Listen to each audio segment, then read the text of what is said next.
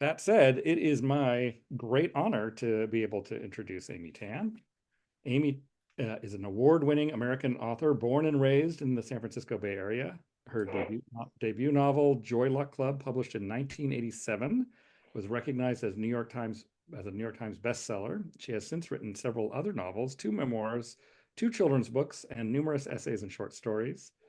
She is the co-producer and co-screenwriter of the film adaptation of the Joy Luck Club, a musician, a nature journalist, and so much more. She currently serves as a board member of the American Bird Conservancy and lives with her husband and their dog in California and in New York. So that I will stop my share here and let Amy take it away. Great.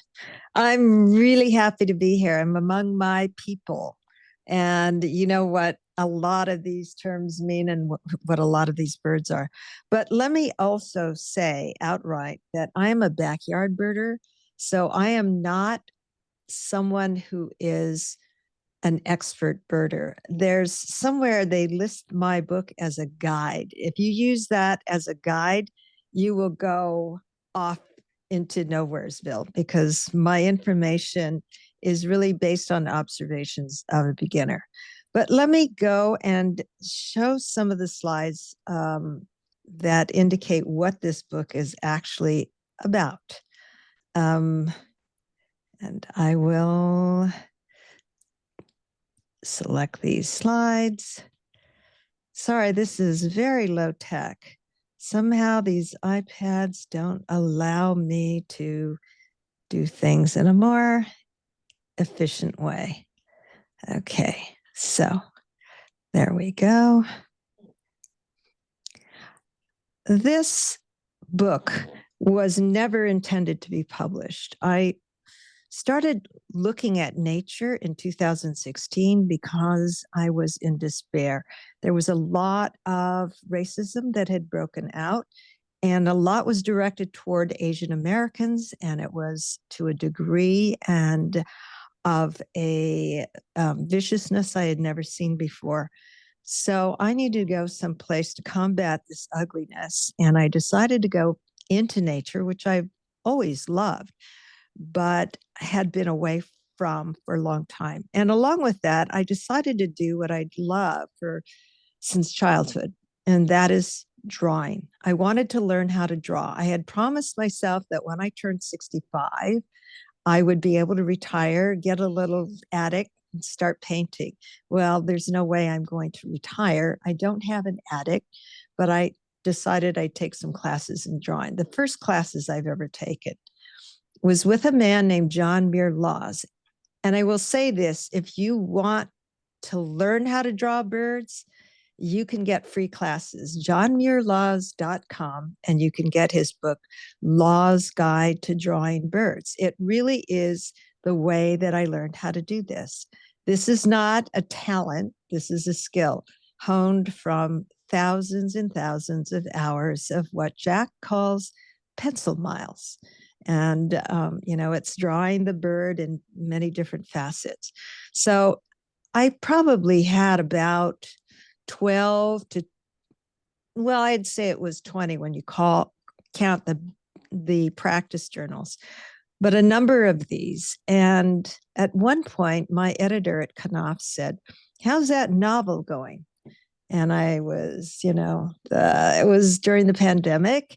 And I said, I'm working on it. And then he said, "Why don't we publish those bird journals that you're doing?" And I said, no, no, no.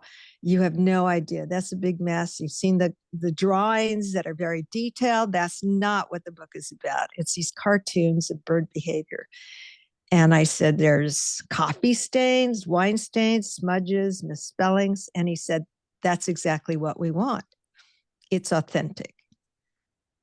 I love that word because it means whenever you have a mess, when you look in the mirror and you look terrible, you can just tell yourself you're authentic. So that is what happened with this book. I want to tell you about how it transformed me as a person and as a writer.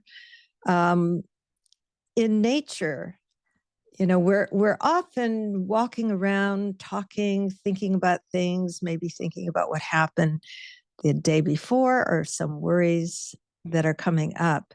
But in nature, because I was journaling, I had to pay attention very closely to details. And sometimes I would see patterns. Nature journaling is all about intentional curiosity. And Jack Laws believes that if you pay attention, that becomes love. And if you have enough curiosity about a subject, that also becomes love. And I definitely believe that's true. I want to show you what my backyard looks like so that you know the kind of birds in my yard and the behaviors that I might see among that population. So I have an oak habitat, a woodland habitat in Sausalito.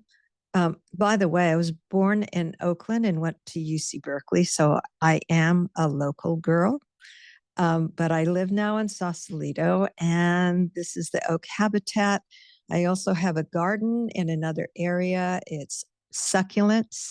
Those are flowering succulents or kind of invasive plants that we just left in there. And then I have a roof, a living roof of succulents. And I like to think of that roof as being like the freeway sign, the flyway sign that says Amy's Bistro, straight ahead, turn left, because I get the same birds, the same individuals that come back year after year. And I'll tell you why I know that in a little bit later. This is the patio I look out on every day. I actually changed my office just last week because I do have to work on my novel, and this thing is such a distraction. The birds are there all the time. I do have bird feeders to the side here in my office, but they're not as varied and numerous. So the things you see on the windows are not machine gun fire. Those are actually spider webs I hand drew with a water-based acrylic pen that costs about $2. And I did all my windows in these spider webs. And as you can guess why, it was my way to prevent window collisions. Now, I could have afforded some of these other methods for covering glass, but because I'm on the American Bird Conservancy, I wanted to find a very inexpensive way for anybody to cover their windows so that they wouldn't have so many birds crashing into them.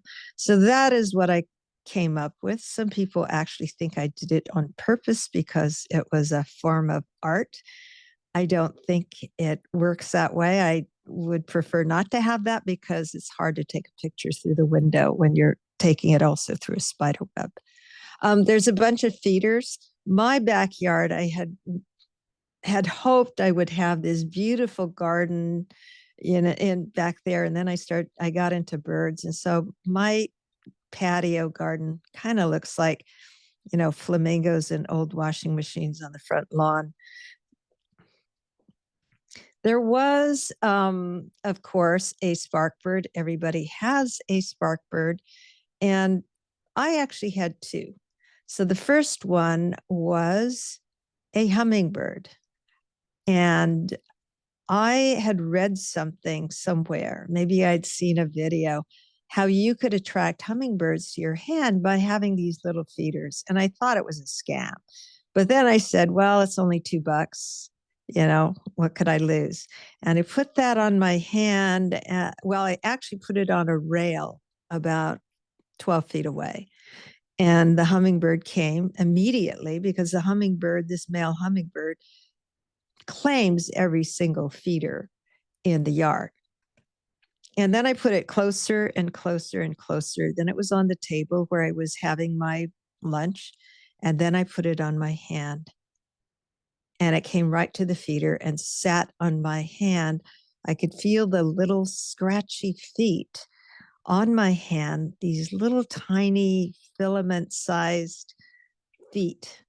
And I could see the top of the head. Now, because I was drawing, I had learned to call out every feature that stood out to me. This would be equivalent to calling out field marks in essence, but in order to draw these later, I had to call this out so that I could remember. So I'm looking at the top of the head. I'm saying these reticulated feathers, they go from small to large, and they go over to here, and the bill connects this way, and the white feathers behind the eye, et cetera, et cetera.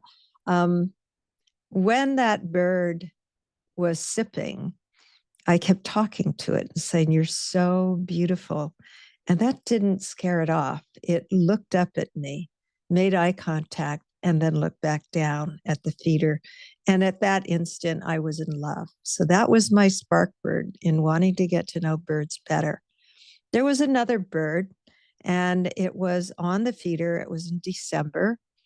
And I thought, oh, it's a baby. You know, it's all fluffy. It just came in. It's so hungry. It's eating like crazy. Its eyes were kind of half shut. It's tired from flying from Alaska. Well, of course, you know, you don't have babies, you don't have young birds, fledglings at that time of year in December. That's how much of a beginner I was. And I realized later it flew to me and landed on me. And I knew that was abnormal. And then I saw that there was a big mess at the back and that it was trying to eat, it could not swallow, and all of the food was just dripping down its face. So, what I know, of course, this is a pine siskin. It is not a baby, it is probably an adult, and it has salmonellosis. There was an eruption of pine siskins that year, and they brought with them salmonellosis that spread quite extensively. I was lucky to have only one bird like this, but I was so heartbroken to learn that this bird would probably die within the day. It was puffed up because it could no longer thermoregulate, and that was a very bad sign. I took down all the feeders. I was so heartbroken. I thought I'll never do this again. And the feeders remained down for 4 months. And then I couldn't resist and I put them back up. But in a way, that individual, and I'm stressing this word individual because my relationship with my birds in the yard is not about species, it's about individuals. That individual got me into conservation.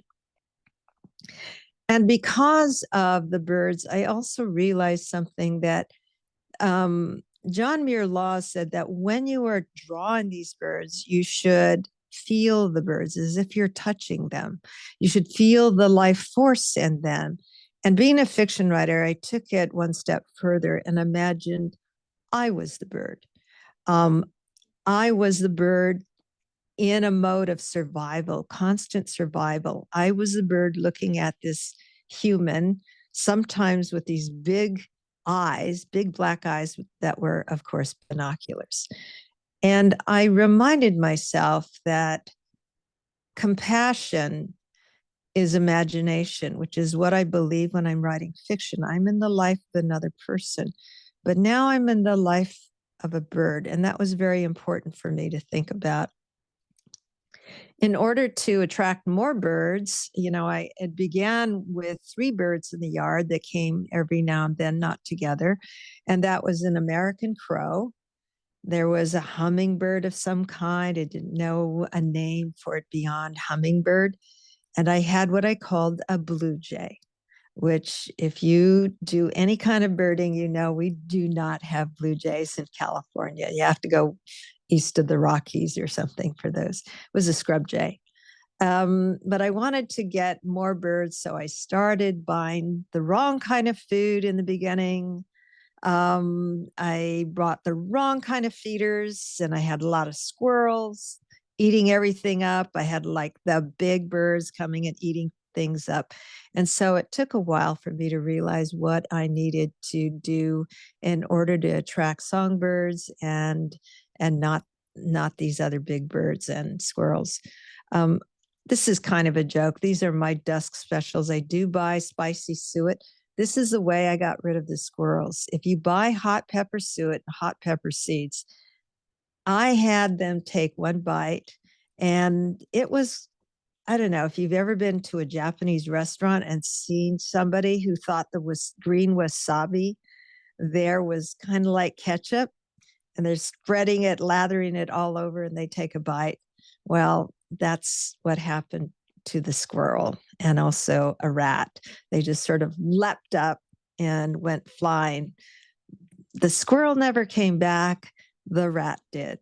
They are so resilient, and that's why they're so successful.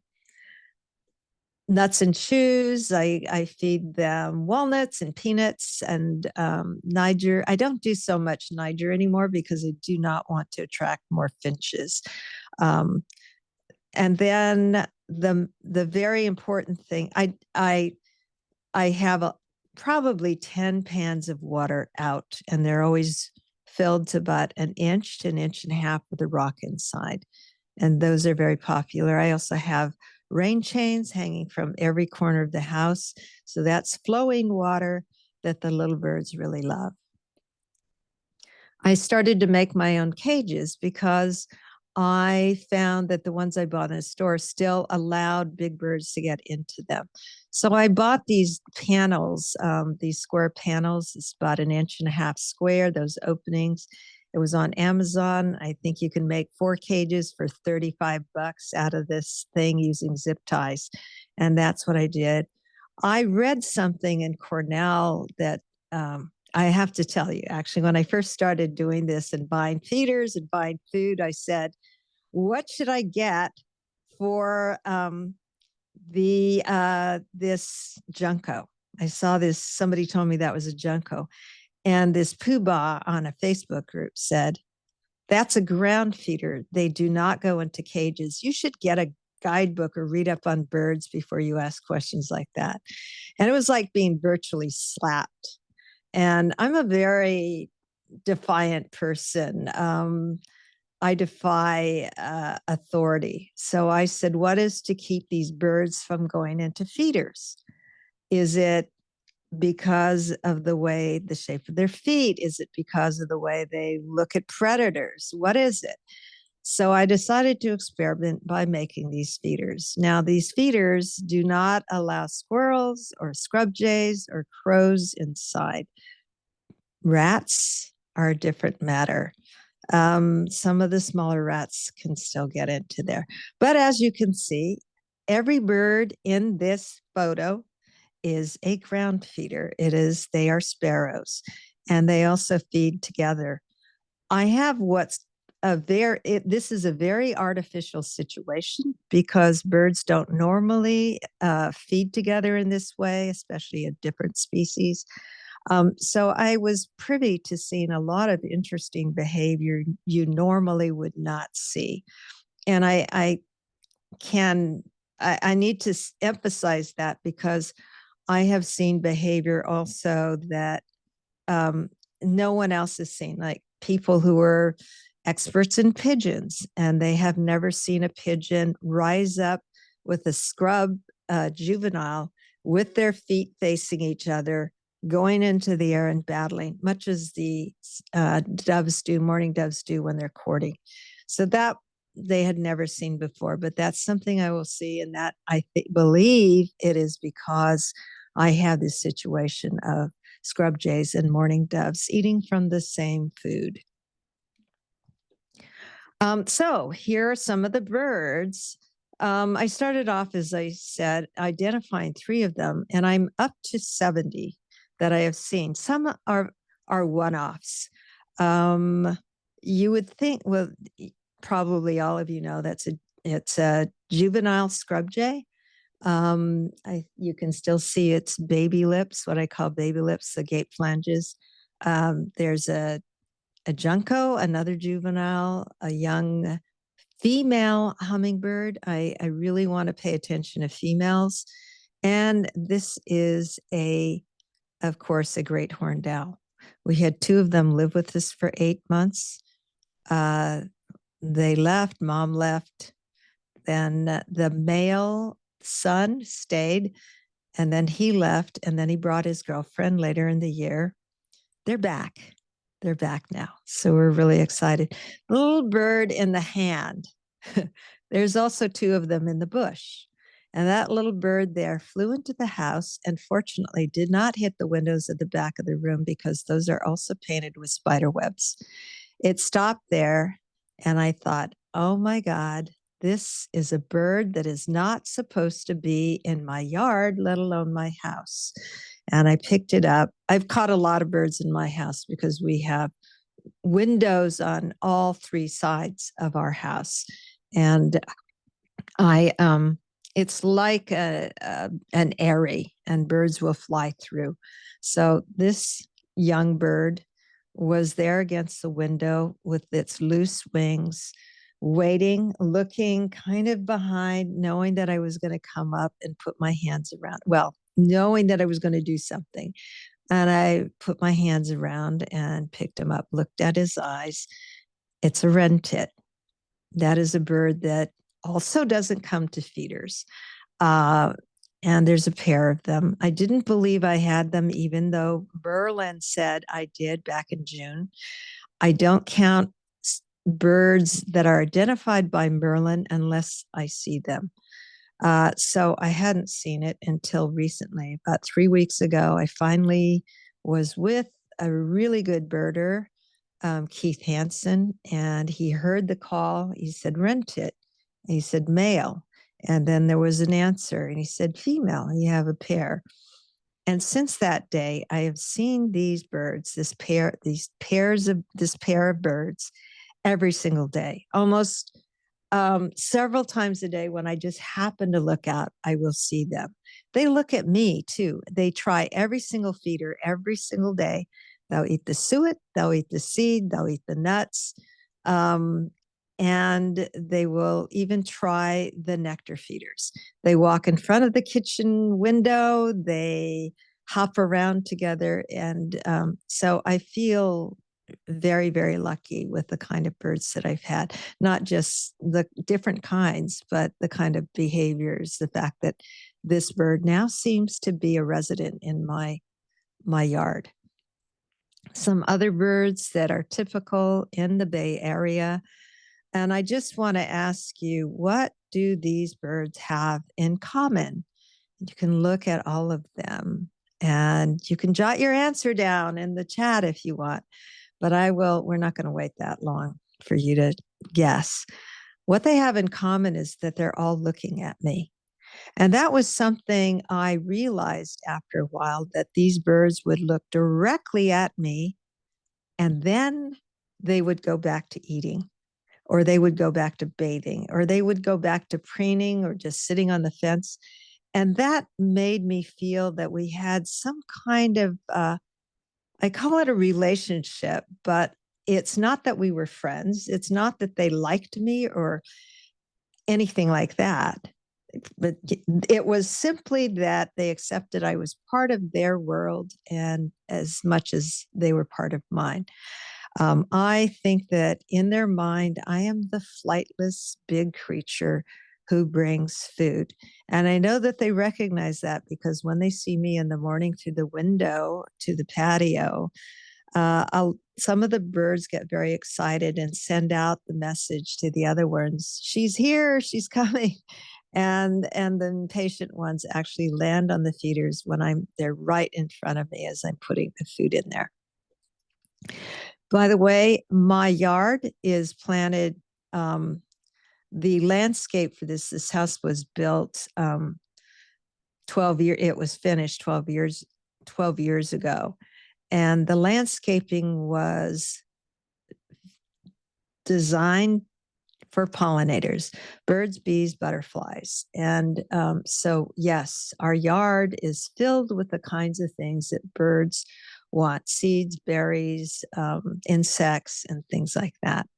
And there's nectar, a lot of nectar for the hummingbirds, but they still, fortunately, also come to the feeders. It's like the McDonald's of bird food world. My interest in birds reached a point that it was, I think, pathological, because I was always looking for the best food. And come spring, the nesting season, I decided to try live mealworms. I bought, I think, 1,000, thinking, a friend of mine said she bought 250 at a time. She'd put out 1 or 2 mealworms a day for her bluebirds. And so I bought 1,000, and well, they were gone in about 2 days.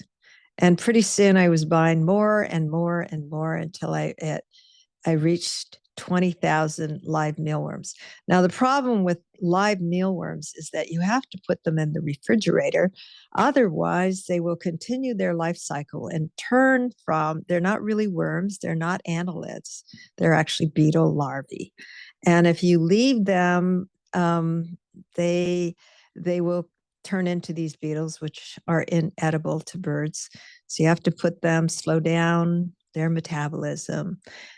20,000 live mealworms in plastic containers take up a lot of room. And my husband, we've been together for almost 55 years, and he's a great catch, because as proof of that, he never complained about the live mealworms in the fridge.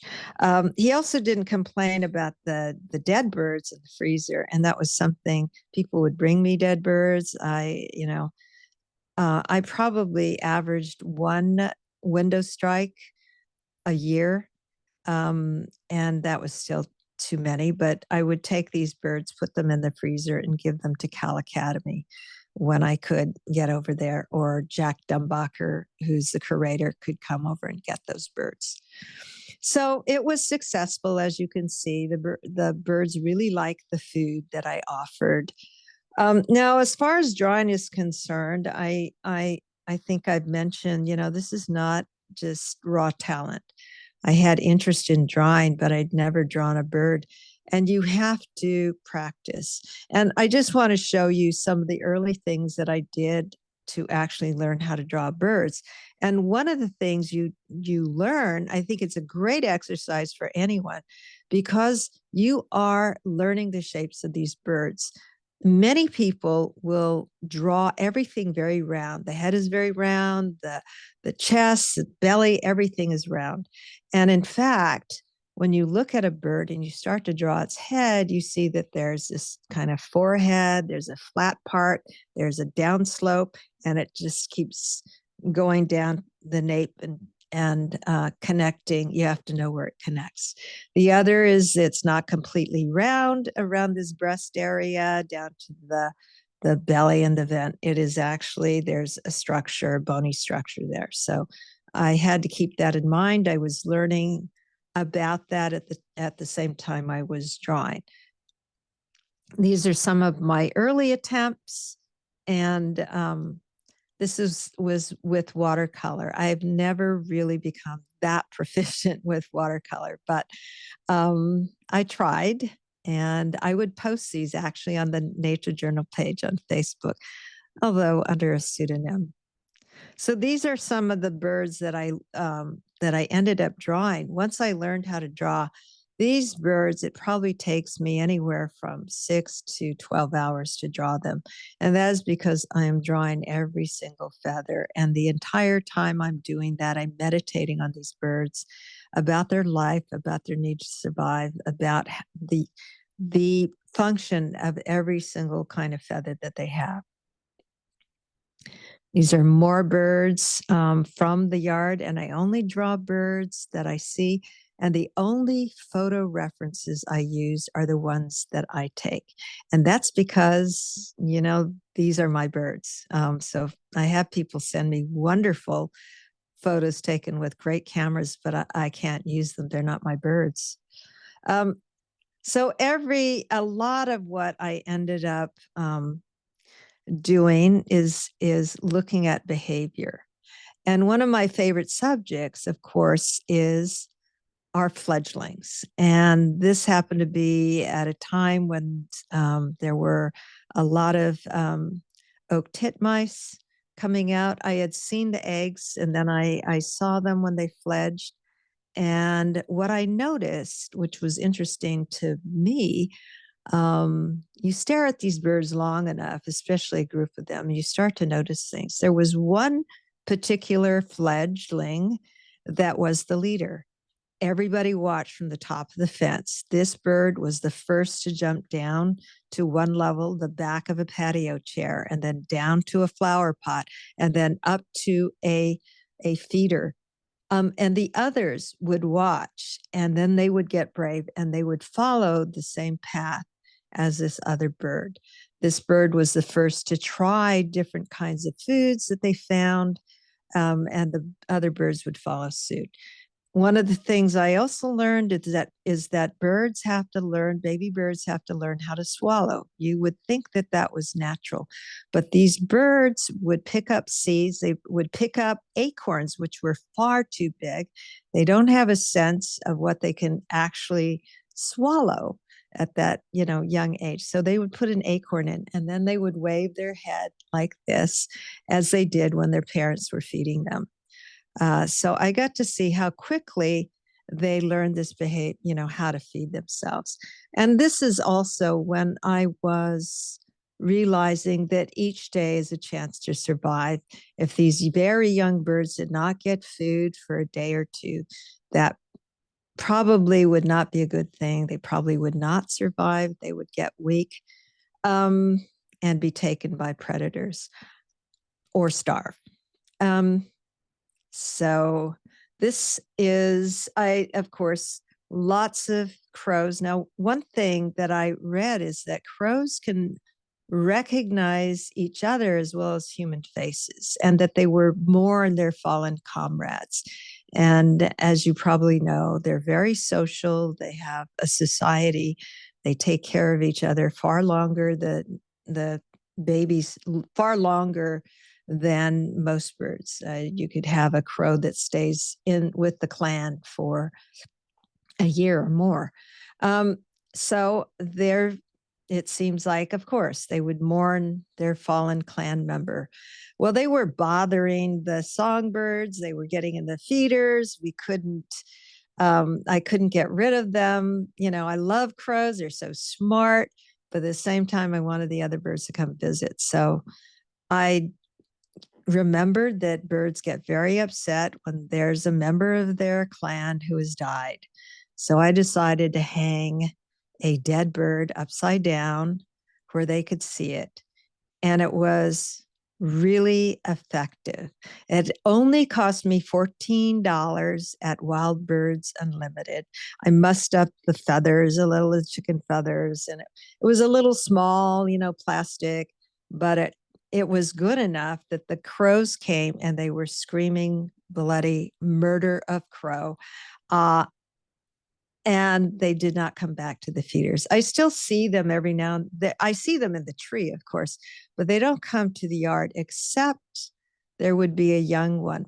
The young one, sort of a fledgling looking at the yard, but doesn't go in, which makes me imagine, this is just a guess, that there's a generational wisdom that gets passed down. Don't go there. She kills crows. So that was my gently getting rid of a bird that I was not wanting to have there all the time. Scrub jays, these were fledgling scrub jays, and I started to realize they all have their personalities. Scrub jays, of course, they can be bullies, they can be very persistent, but the clever ways in which they defended food or took food or stole food was quite interesting. These were dead mealworms. Unfortunately, it was a very hot day, and I didn't want to waste these very expensive mealworms, so I put them in a plate. The songbirds would have nothing to do with them, but the scrub jays thought they were caviar.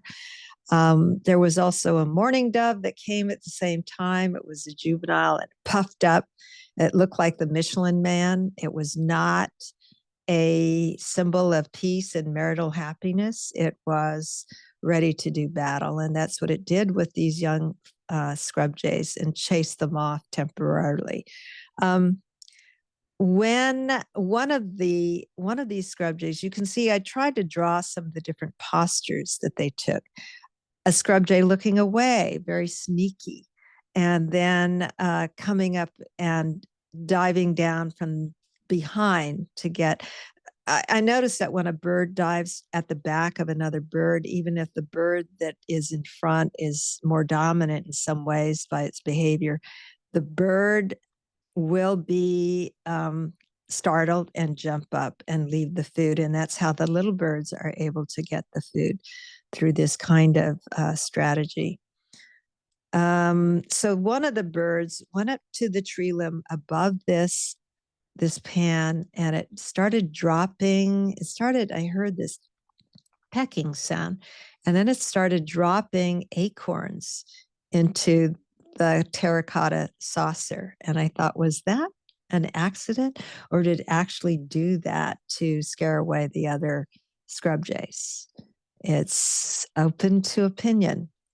I have, of course, the ubiquitous black rat that comes in. One of the things that happened to me in looking at this, that I had to deal with some moral issues that are personal to me, and that is, how do I feel about the sanctity of life? Of course, rats are a creature that you do not want in your yard. I had to think, what could I do to get rid of them? And of course, poison was out of the question. Glue traps were out of the question. Relocation was out of the question. And the thing that I could do was make sure I didn't have a lot of detritus on the patio floor. I got some hoop nets to keep the seeds from falling from the feeders, and and if they came, there wasn't anything for them to eat. But then one day, this whole ivy patch of probably 1,000 rats that used to run across our patio, they didn't come anymore. And the reason, we got the best rat exterminator, and that was those 2 great horned owls. The mother was teaching its son how to catch rats. I had another moral dilemma having to do with even, I call them in the animal kingdom, lower on the org chart. These are the creatures where you might say, fly, and you'd swat it and kill it. Well, I felt bad for the mealworms. You could hear them kind of moving and scratching, and I thought, and then I said, but they're afraid, they're fearful, they're trying to get away. No, I can't think about that. I need for the birds to eat them, the little birds, and the fledglings need to have this. And so I then one day I saw these yellow jackets were consuming the mealworms in the bowl, and I wanted to get rid of the yellow jackets. So I got one of these yellow jacket traps, put in the sugar water, a little bit of dog food, and they went in there. But then I read that, like crows, yellow jackets, or at least wasps, are able to recognize individuals. And then I felt really bad. And I imagined that the ones on the outside that were gathering and making all these sounds, to the yellow jackets inside also making sounds, that the yellow jacket was saying, hang on, Betty and Harry, we're coming back with reinforcements, And then all of a sudden, in 1 millisecond, all of the ones on the outside just fled. So it made me wonder what was going on. But as a result of seeing that, and seeing also other things that happen, predators taking smaller birds, I kept hearing this expression, it's the circle of life, or that's nature. And indeed it is. But I thought it was a cliche, and it was intended in some respects to numb ourselves, to numb our feelings about what was happening. I don't think nature is cruel, but I think it's a necessity for those raptors and the songbirds to eat. And as probably many of you know, about 75% of songbirds and raptors do not make it to adulthood, to breeding age. So I was thinking about this circle of life, and I decided that, yes, it is necessary, but I could still feel sad. I felt it was important for me to feel sad and to respect the sanctity of life of many beings. That is not to say you have to do that. I still kill mosquitoes, and I got rid of about 50 flies that came in the house the other day. But those are the kind of things that I think about, and nature allows you to go deeper into your soul in a way, thinking about relationships, about the world, about survival, about nature. As I said, I read that in Cornell that hermit thrushes are very reclusive and they would never go to a feeder. Well, this was a hermit thrush that was out in the open constantly and tried for several hours to get into this feeder, trying all kinds of things, balancing on a swing, going back and forth on the swing. Eventually, it took him days, but eventually it did manage to get in there and eat. I would ask myself questions, trying not to be too anthropomorphic and not being able to avoid that in some ways. And it kind of didn't matter because, as one biologist told me, it is a good jumping off point for looking at the behavior and trying to find maybe not a actual 100% analog in human behavior, but you can look at aspects of it. So the fact that this parent is grooming this fledge, and you can see I learned if they have these blue eyes and the pink gate flanges, this was a very young bird. And the siblings would also fight for that kind of attention. But I thought, a parent, they're sacrificing getting food, feeding these constant crabby crying babies. They're grooming them. They, eating these little nits and things. Really disgusting. Isn't that kind of like if your parent, your human parent, did that, you would call that love.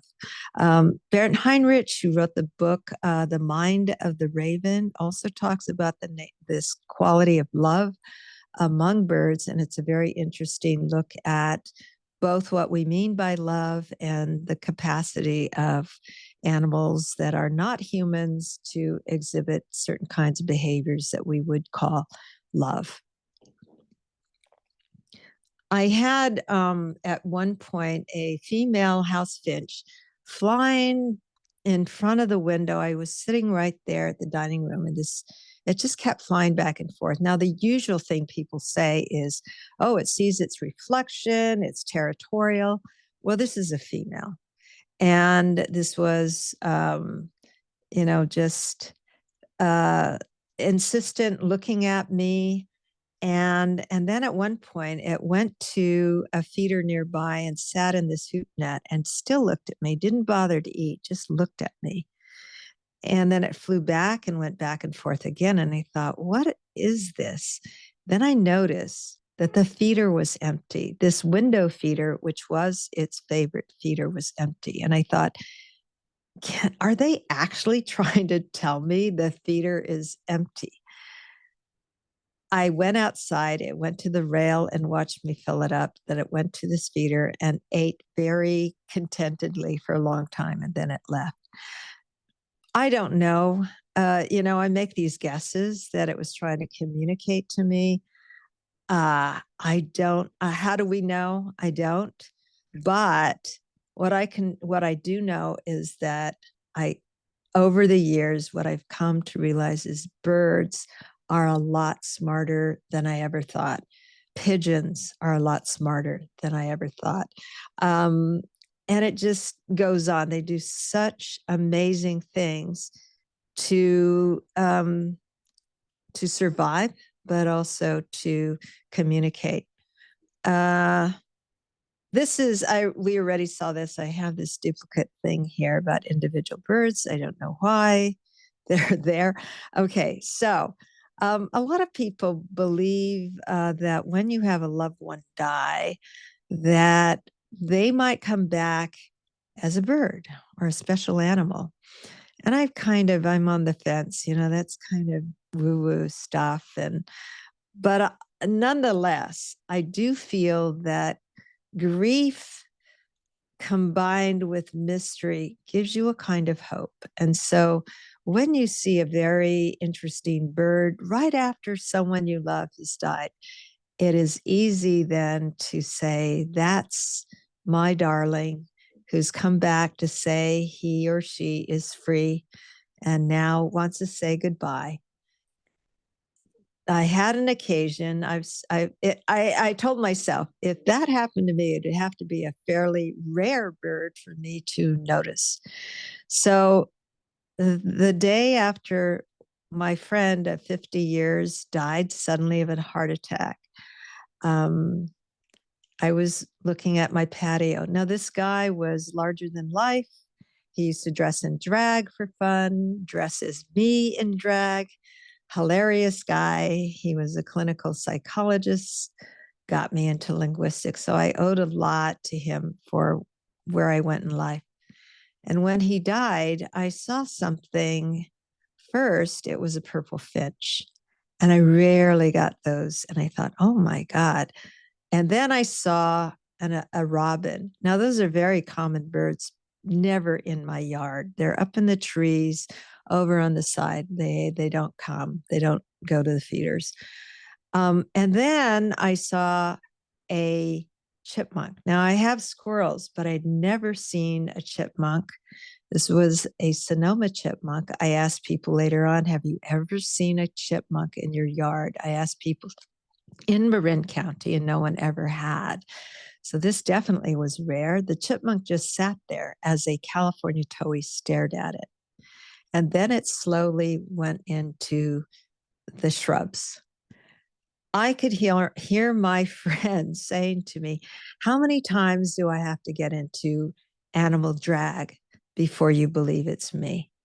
So that day, I did want to believe that these manifestations of animals were, in fact, my friend coming to give me one last joke. I learned that whenever I put the binoculars up, the birds would temporarily flee. That's something they did also with the little dog. I have a 4-pound dog. They would flee, but kind of very slowly, and then they would come back. Now, for the little dog, they don't even bother to leave because they know he can't fly. But I did notice, I took a photo of myself with binoculars, and I thought, wow, how scary is this? This is worse than a great horned owl. So I ended up buying smaller binoculars. 8x25 Zeiss Victories that are wonderful, but also are much smaller. And I would very slowly, I'd put them like this and very slowly scan until I saw the bird. And they pretty much stay. They don't take off when I do that. It's the sudden movements that cause them to leap up and leave. I saw a lot of examples of play going on in my yard. One of them was a junco that sat on a swing, and some of the birds would use that swing to hop into a cage feeder. But this junco was swinging, and it was actually using the motion of its body thrusting out the chest, swinging back, using that kinetic force to keep the swing going. It then tried to sit on top of the swing and did the same thing. But if you sit on top of something, there's not a lot of swing you can get in there. And eventually it just jumped off. One day we had to drain our cistern and something was broken, and it holds about 5,500 gallons of water. So you can imagine what the neighbors thought. We're in a drought and all this water is pouring down. It's pouring down our retaining walls and out into the street. And we did have to tell them that is rainwater we gathered in the cistern, not city water. Well, the birds noticed too. And there was a lot of water going down the smooth surface at a slant, the retaining wall, and then down to the streets. Suddenly we saw a California towhee jump on the top of the retaining wall and then slide down with the water as if it was on a water slide. It went to the top and repeated that action. And there were other birds, golden crowned sparrows, sitting on the side watching like spectators at the Olympics. And anyway, this behavior caused me to ask again, do birds do these things for fun? And there are many examples that you'll find of birds sliding down an icy roof, or I have seen gulls surfing on waves at Rodeo Beach. So I think that I was seeing these different examples, but this made me ask the question, what is fun to a bird? Why these particular behaviors? And I in my mind, when they repeat something over and over again and it serves no purpose, it doesn't get them food, it doesn't protect them, it's none of these things. When they do that repeatedly, I have to say that it must be fun. And a lot of these behaviors are what they do in the wild. So you can be on a swing, that's like being on a branch in windy conditions. I'm sorry, can you hear that noise in the background? That is my clock that every hour chimes with a different bird call. It's kind of annoying, especially at 3 a.m. Anyway, I watch for playful behavior in birds. I just think birds are also incredibly funny. Every single day I look at birds and I have to laugh. Sometimes I cry, but more often I laugh. And one day I was looking at our great horned owls and I just decided that I would do a little gestalt. Gestalt meaning like, what you do in looking at field marks to identify birds. I think the term for it is something like jizz or something, the jizz of the bird, the field marks, the features that are most distinctive about these birds, the posture, everything. So I decided to do a gestalt of a great horned owl. And then I said, oh, well, that's its resting face. And then I started drawing more and more. I kept drawing these faces, and then I named them sexy face, happy face, mother love face, hangry face, and attack human face, because that is in fact mostly what the owls in our tree look like. They actually have more expressions of that. One of them is annoyance, when we make too much noise and when they're trying to sleep. At times they have been right over the patio sleeping, and we're right down below about 15 feet. And so it does disturb them when we're calling out what's happening with the debates or some football game or whatever. So they will wake up and then move to a branch further back. That is basically what I have to say about birds based on these slides, but I could talk all night about birds because, like you, I just adore them. I adore listening to stories that other people have about them. So thank you for listening. I think we're going to go to questions if we have time. Yes, we do have time for questions. So please, if you have questions, put them in the chat, and we will read them out to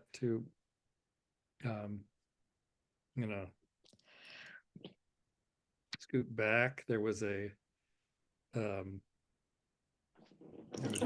earlier about the cages that you used to. Oh, yes. You mean how I make them, or where I get the supplies? Where you got the supplies, I think. Okay. So I got the supplies off of Amazon, and you can just do a search on grid panels, bookshelves. If you were to actually make bookshelves and you put books in there, it would collapse. So that's how useful that is. It comes with a plastic bottom. It does not, it comes with these plastic, grommets or whatever, but they're not very effective. I do think it's better to use zip ties and do so you get 6 of these panels. You need 4 sides, you need a top and a bottom. And you lash them with the zip ties in all the corners and do another one in the middle. Leave one side open, meaning the top, the bottom, and that one side. You leave that open, that becomes your door. And that's all it is. Now, with the ground sparrows, I forgot to mention that they started going into these cages. But also, I started lifting those cages higher and higher and higher until they were, in fact, eating from cages just like other birds. These are sparrows now, fully feeding from suspended cages. There was let's see. The question is, do you have a favorite bird? My favorites have changed over time. It used to be the hummingbird, then it was the oak titmouse because he's so hilarious. It was a towhee because he's also funny and he's there a pair of them are there every single day, walking across the patio as if they are the landlords and they're inspecting everything. But my favorite became the great horned owls because they eliminated the rats in the way they should be eliminated. I know you could trap them and kill them. Trapping is the most humane way, apart from being taken in nature. But it was something I didn't want to do. So I preferred to clean up the yard. And then when the great horned owls moved in, I had my exterminators and they were free. Gail asks if the owls are there all the time. They were there daily when they first came in 2022. It was a mom and a young son. And the reason why I knew that is the female was much larger. The male had also a pretty light colored hood. And, the very young nestlings are just all covered with this downy white hood. And he still had some of that, and he was smaller, and she was teaching him. So I knew that was a mother son relationship. When I asked a friend of mine, David Wimpheimer, who's an expert birder, naturalist, when did he think the mother would leave? Because this was pretty late. They arrived in July and they were still together into, September, they're still together. And he said, although sometimes she would leave and be gone for a day and then she'd come back. So he said probably by October she would leave and not come back. And that's exactly what happened. He remained there until April. I think he would have remained there longer, but he was driven away by the rains, the very heavy rains every single day. When it was raining hard, he could not come back. And I think it's because those very long primaries were soaked and he couldn't fly with a full stomach and also with those wet primaries. So gradually we saw less and less of him, but he came back in November with his girlfriend and they kind of courted together in the trees and then they left. We had no nests they could take over. So we knew already they would leave. And then now they have been coming back almost every day. We saw 2 of them together. I don't know the relationship, whether it's a mother. At first, I thought it was the female that he had been courting, but I don't see this one the V that was on the front, a white V, and that's not there. So, and then at another point, because I wasn't able to get a clear shot of both of them at the same time, I thought maybe it was that one was a juvenile and the other was a parent, and that in fact, maybe they were both females. I asked questions, and maybe somebody here would know better about the social life or the life cycle of the owls. How long do they remain? Do female and male stay together throughout the year? Would two females that are adults stay together. As far as I know, I mean, the answers that I've gotten, they're pretty solitary. The male and female that they're bonded, they stay together until about a little after fledgling. The male leaves. He's done a little share of the upbringing, but leaves, and it's up to the mom to do the rest. And then the male and female get back together again. Somebody said the male cannot, this little male son cannot stay in the same area that was the territory of the parents, but he stayed there, and the mother flew off. So none of the stuff I read, I have to, everything I read, they are authorities on this, but I have to say that given certain situations, you might see different behavior. There are a couple of questions about hawks. Have you had hawks in your yard? I have had Cooper's, red-shouldered, red-tailed. I think that's it. I thought I had a sharpshin once, but it turned out it was Cooper's hawk. I had a Cooper's hawk that was a juvenile and crashed into our feeders on this porch here, and I heard all this metal, this huge sound of metal. And then I looked, and there was this very beautiful, I think it was a female, because she was longer than the dog crate that I got to put her in, and the dog crate was 18 inches. Just beautiful, and she was in shock, eyes wide open, dilated, and I picked her up, and she was so light and so powerful. And I just kept saying, I'm sorry. And I got her to wild care within 20 minutes of her crash. They did rehab on her for 3 months, tried to retrain her to fly, and she was never going to be able to fly in a way to hunt. And so I knew they'd have to euthanize her. It was the kindest thing they could do. And the red-tailed, I think or the red-shouldered is the most common one that I see. And I thought it was very funny that the red-shouldered would try and challenge the great horned owl. So the mother would be here, and the son would be here, and the red-shouldered would be there, and they'd be screeching, and the red-shouldered would be screeching. The mother owl would just be staring directly at it.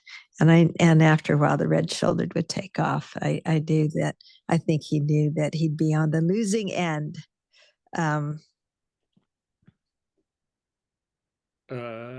Let's see. There's so many great questions. We're not going to get to all of them, but there was a question about cats.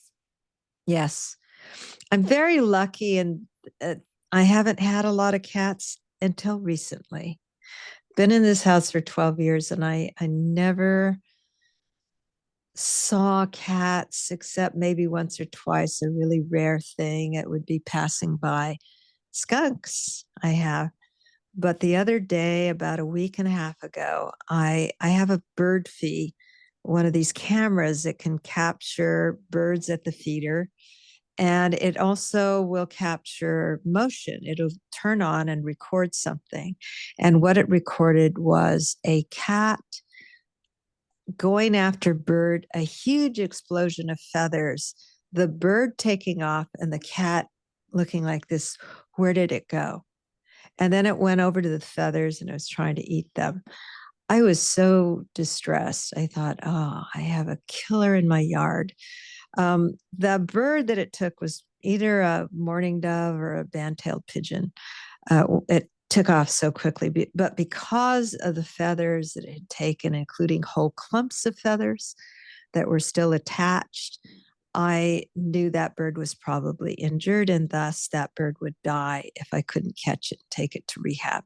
So I went to talk to the owner, and I explained what was going on. He's a very nice man.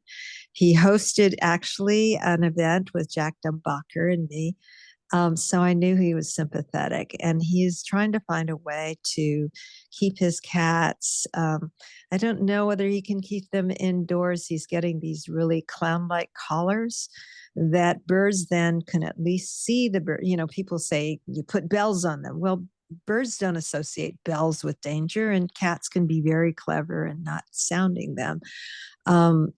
So that's what he could do. But what I also did is I took netting that I have the same netting I have around my porch. The size of the openings are about 2 by 4 inches.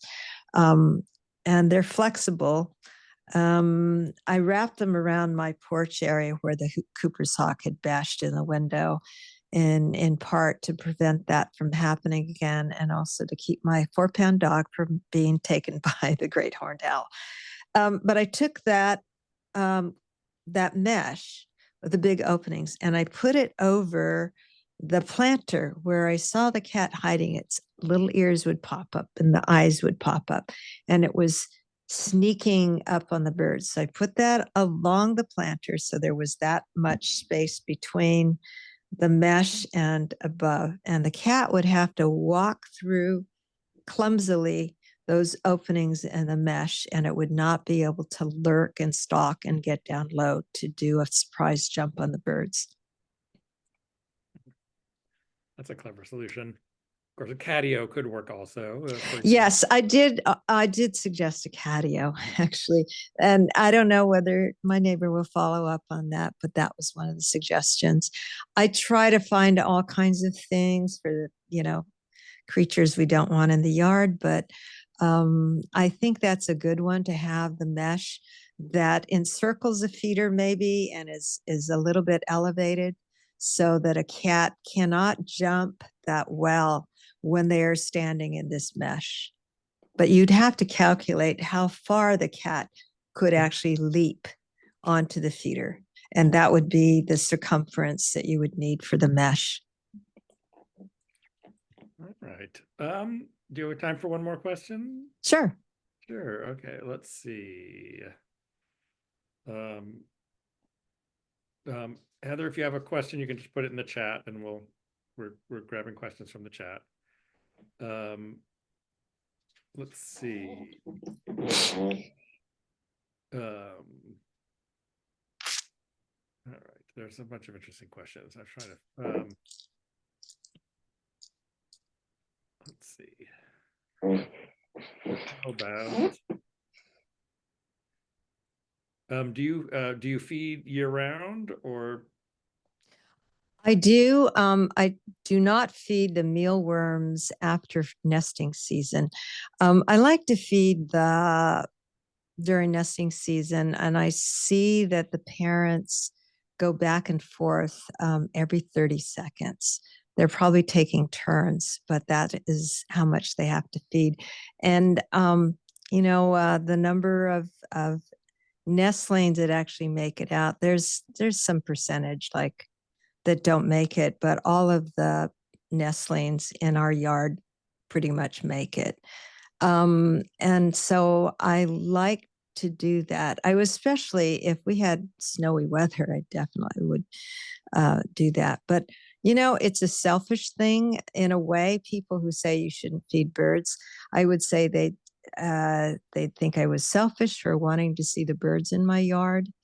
But I feel that I never would have gotten involved in conservation if I had not fallen in love with these birds that came to my feeder. And I want more people to fall in love with birds so they will be just as interested in conservation. So for that reason, I don't think it's a bad thing. For those who say you should just plant natives and the things that pollinators want, I have that. They like coming, and every single person I know, and I'm not going to name names because, people are then going to criticize them, but ornithologists, famous guides, heads of organizations, they all have feeders. Right. You don't have to use them. I mean, if you like to find them just out in the tree 300 yards away, then, more power to you. I can't, that's so frustrating to me. I'm not a great birder when I leave my yard. I can't see things that are far away. I don't know the names of a lot of the birds that are out there. I just know my birds. And that is enough for me. I do go on the birdathon and the CBC and all of those. I love to go birding with my friends, and I don't take it too seriously, that I can't see the bird. But so I like the social aspects of birding, but I don't feel bad that I can't find birds. Well, thank you so much, Amy.